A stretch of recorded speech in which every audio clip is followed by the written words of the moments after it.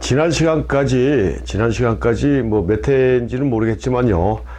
기술적인 내용들에 대한 내용은 다 끝났다라고 볼 수 있습니다.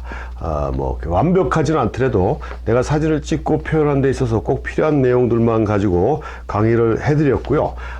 이 시간에는 이제 마무리 차원인데 뭐 아직도 많이 몇 번의 강의가 남아 있지만 마무리 차원에서 그 포토 스토리의 발생, 그러니까 사진을 어떤 식으로 표현하느냐라는 표현적인 방법에 있어서 몇 가지를 정리해 드리겠습니다. 그래서 첫 번째가 이 포토 스토리의 발생인데, 그 무슨 얘기냐면 단사진과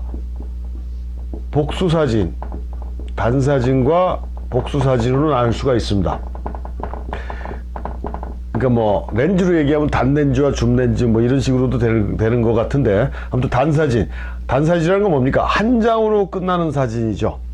그러니까 사진가가 표현하고자 하는 내용 자체를 한 장으로 집약시켜서 만드는 사진이 단사진이고, 복수사진은 여러 매의 사진을 가지고 표현하는 사진을 우리가 복수사진이다 라고 이렇게 얘기를 하는데, 요게 이제 포토 스토리라든가 뭐 여러 가지 내용들이 있어요. 근데 여기서 우리가 분명히 짚고 넘어가야 될 게, 사진은 한 장으로 끝낼 수가 있겠는가, 왜 사진을 한 장으로 끝내야만 되는가, 이것도 항상 하는 얘기지만 태생적 한계, 그림에 의해서 사진이 출발하다 보니까 그림 자체도 애초에 한 장으로 끝내는 경우가 많았거든요. 그 다음에 전에 코당 얘기할 때도 얘기했지만, 사진은 원래 렌즈가 둥글기 때문에 화면이 둥글게 찍혔는데, 그림 자체가 우리가 계속 봐왔던 게 사각형 프레임이다 보니까 거기에 부합되지 않으니까 렌즈 앞에다가 사각 틀을 대서 사진도 네모나게 만들어내는 거예요. 이것처럼 단사진이라는 개념은 알게 모르게 그림에서 영향을 받은 것이다. 근데 우리가 표현하고자 하는 모든 것들을 사진적으로 한 장으로 압축해서 표현할 수 있다라고 그러면 그거보다 좋은 건 없겠지만, 그게 쉽지가 않잖아요. 쉽지가 않은 게 아니라 엄청나게 어렵죠. 그래서 우리가 지금까지 강의하면서 계속 들어왔던 사진가들이 대부분 추구했던 게 뭐냐면, 사진이 다른 시각 매체하고 틀린 독자적인 영상 언어로서 자리 잡을 수 있는 방법을 추구했던 사진가들이 많이 나타났지 않습니까? 그 중에 하나로 나온 게 포토 스토리다 라고 이렇게 보시면 된다라는 얘기예요. 그러니까 복수사진으로 여러 장, 한 장 이상의 사진으로 사진가가 표현하고자 하는 이미지, 메시지를 전달하고자 하는 사진들이 만들어지기 시작했는데, 그게 복수사진이라는 개념으로 등장을 했고, 그게 매체, 그러니까 잡지라든가 언론 쪽에서, 특히 다큐멘터리 쪽에서 굉장히 활성화되고 성공했다라고 보시면 되고요. 우리 역사적으로 라이프지가 있지 않습니까? 라이프지가 있고, 라이프지하고 대등하게 루크지라는 게 있어요. 이렇게 보는 잡지들이거든요.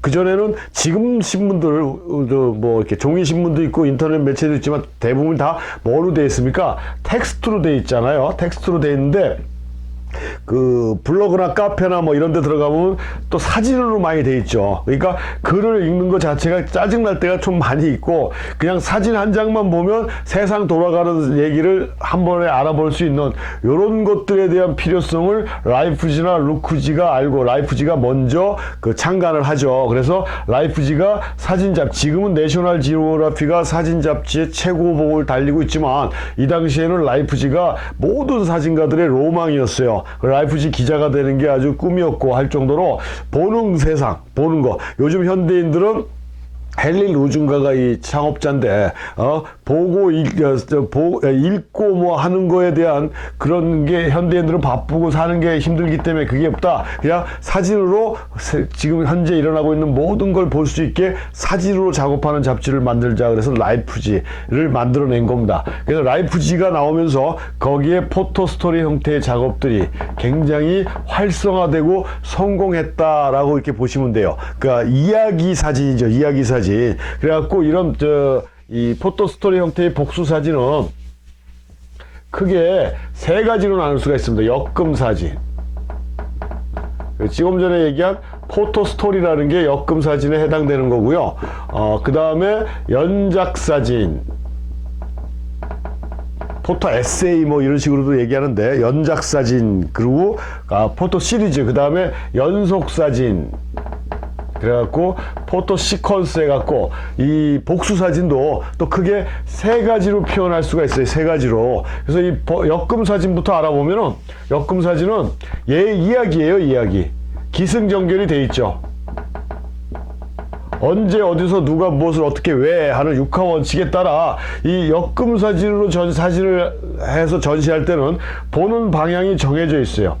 오른쪽이면 오른쪽, 왼쪽이면 왼쪽. 만약에 거꾸로 보게 되면 얘기가 안 돼요. 얘기가. 그 다음에 사진이 만약에 20장이다, 10장이다 그러면 중간에 사진 하나를 빼면 이가 빠진 꼴이 되기 때문에, 그러니까 단어가 하나 빠진 거기 때문에 의미 전달이 안 됩니다. 얘기식으로 되기 때문에 기승전결로.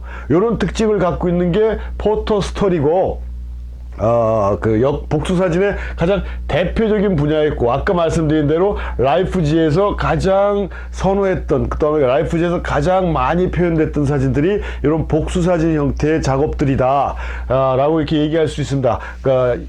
요즘 작업하시는 분들은 뭐 테마가 있는 사진, 뭐 주제주의 사진 그래가지고 이건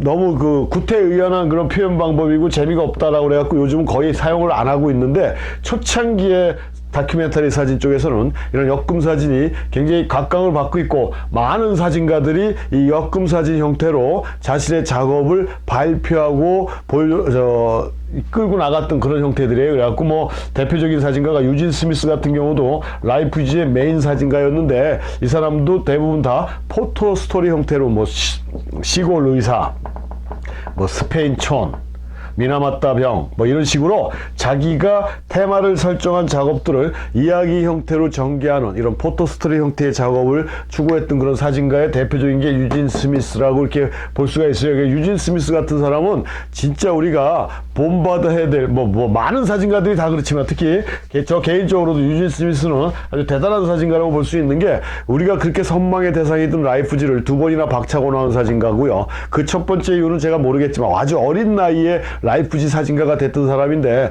첫 번째는 왜 그만뒀는지 모르겠는데, 두 번째 최종적으로 그만둔 건 누구죠? 슈바이처 박사를, 아프리카에서 봉사하고 있는 슈바이처 박사를 취재해 오라고 오다가 내려와서 사진을 찍어서 갖다 줬더니 편집장이 사진을 집어 던지면서 누가 이따위로 찍어오라고 그랬느냐, 이 사람은 범인이 아닌 성인이다, 성인의 모습을 찍어와야 된다 했는데, 유진 스미스는 슈바이처를 뭐예요? 일반 평범한 인간으로 본 거예요. 그래서 의료 봉사 활동을 하면서 그런 갈등과 고뇌와 번민 이런 것들을 표현했다라는 얘기예요. 그러니까 유진 스미스가 사진을 받아갖고 막말로 해서 네가 찍어와 이 새끼야 그러면서 나왔다는 얘기입니다. 그게 무슨 얘기냐면, 우리 마그남 얘기했지 않습니까? 로버트 카퍼 뭐 이런 거, 사진가의 시각을 인정받자라는 거거든요. 내가 본 세상이지 편집장 당신이 본 세상을 왜 나를 통해서 대신 표현하라고 하는 거냐. 나도 내가 본 세상이 있다라는 걸 인정받고자 했던 사진가가 유진 스미스고 뭐 매그남이고, 지금 현재 작업하고 있는 모든 사진가들이 다 그런 길로 표현하는 거거든요. 그렇게 해서 뛰어나왔는데, 아까 얘기 미나마타 병이라고 일본의 작은 어촌마을 미나마타 현에 수은 중독병이 돌아가지고 거기 고기 어부들이 많은데요. 어촌이라 거기서 나온 고기를 먹고 2세들이 기형아들이 많이 나왔어요. 지금 현재도 계속 구아바라 시세인가 이런 미국 일본 사진가가 있는데요. 그 사람은 평생 작업으로 그걸 하고 있어요. 근데 유진 스미스가 이걸 찍으러 온다라고 구아바라 시세이가 들었다는 거예요. 세계적인 명장인 유진 스미스가 이걸 찍으러 오니까 나는 죽었다라고 생각을 했대랍니다. 근데 가만히 생각해 보니까 지 아무리 유진 스미스라도 자기가 평생을 찍었던 작업인데 잠깐 와갖고 뭘 지가 찍어 가겠는가. 그거 사진을 알아야 잘 찍는 건데 잠깐 와갖고 찍어봐야 뭐 수박 겉핥기 식이겠지 하고 위안을 갖고 안도의 한숨을 쉬었는데, 유진 스미스가 일본을 올 때 온 가족을 다 데리고 아주 장기 체류를 했답니다. 정확하게 제가 몇 년인지 모르겠지만 몇 년 동안을 장기 체류하면서 모든 가족이 생활하면서 이 미나마타 병에 대한 사진을 추적을 했다라는 얘기예요. 그래갖고 발표했는데, 발표한 사진을 보고 구아바라 시세이가 무릎을 꿇었다는 거 아닙니까? 역시 유진 스미스다. 자기가 평생을 거쳐서 찍었다고 자부해왔던 내용이지만 몇 년 동안 와서 찍은 유진 스미스가 본 세상은 자기가 못 본 세상이 너무 많다라는 거예요. 유진 스미스의 사진의 특징 휴머니즘이거든요. 인간의 사랑이에요. 이 사람의 그 사진의 특징은. 사진이 굉장히 로우키합니다. 어두워요. 로우키라는 건 좀 우울하고 뭐 이런 느낌인데, 이 로우키 톤을 이용한 바탕에 깔리는 게 사랑입니다. 인간의 사랑. 그러니까 이 사람이 찍은 사람들은 대부분이 그 서민들을 대상으로 찍다 보니까 그 사람들의 그 힘든 바닥 생활, 그러니까 힘든 생활을 표현하기 위해서 로우키를 했고, 그 안에 담겨져 있는 내용은 역으로 인간이 가지고 있는 휴머니즘, 사랑을 표현했던 그런 사진가가 유진 스미스인데, 아무튼 이 유진 스미스 자체도 이런 역금 사진 형태의 작업으로 상당히 사진에 많은 영향력을 줬고 사진의 발전에 기여했던 세계적인 명작이라고 볼 수 있고요. 이게 포토스토리 형태의 역금 사진이다, 이렇게 말씀드리겠습니다.